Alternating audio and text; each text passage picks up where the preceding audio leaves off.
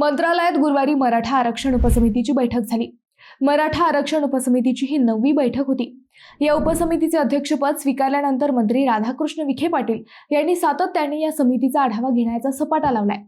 याच बैठकीत मराठा समाजासाठी स्थापन केलेल्या सारथी संस्थेचा कामाचा आढावाही विखेंनी घेतला।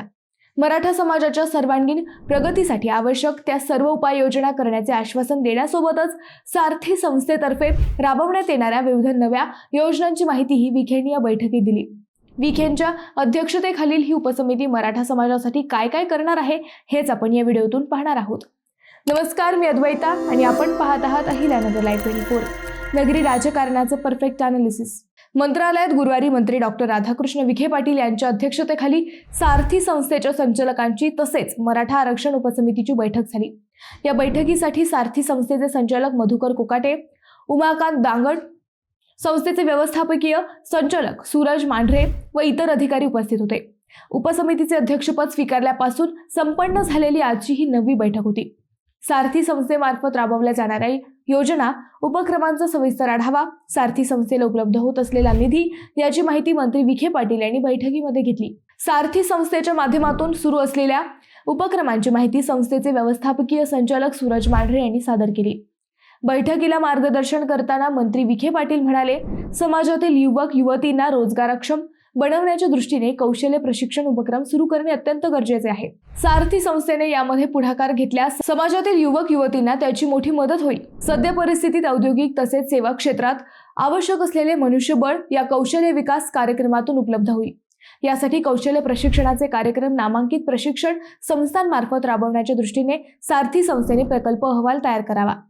मंत्री विखेंनी या बैठकीत मुख्यमंत्री देवेंद्र फडणवीस मराठा समाजासाठी राबवित असलेल्या विविध योजनांचीही माहिती दिली। ते म्हणाले, सारथी संस्थेच्या उपक्रमांसाठी आणि विविध योजनांसाठी मुख्यमंत्री देवेंद्र फडणवीस आवश्यक ते सर्व पाठबळ देत आहेत। राज्याच्या मुख्य सचिवांच्या अध्यक्षतेखाली समितीने पूर्व प्रशिक्षणाकरिता UPSCच्या 100 जागा वाढवून त्या 400 जागा केल्या आहेत, तर MPSCच्या 400 जागा वाढवून त्या आता 1000 जागा करण्यास मान्यता दिली आहे। म्हणजेच मराठा समाजातील 4 पट मुले आता MPSC आणि UPSCचा अभ्यास करू शकतील। राज्य सरकारने 2025-26 या आर्थिक वर्षात मराठा समाजासाठी 515 कोटी रुपयांची तरतूद केली होती। त्यापैकी 442 कोटी रुपयांचा निधी वितरित करण्यात आला असून पुरवणी मागण्यांमध्येही 300 कोटी रुपयांचा निधी मंजूर करण्यात आल्याचे विखे पाटील यांनी सांगितले। सारथी संस्थेमार्फत राज्यात एकूण 8 वसतिगृह उभारण्यात येत असून यापैकी 6 वसतिगृहांचे काम पूर्ण होत आहेत।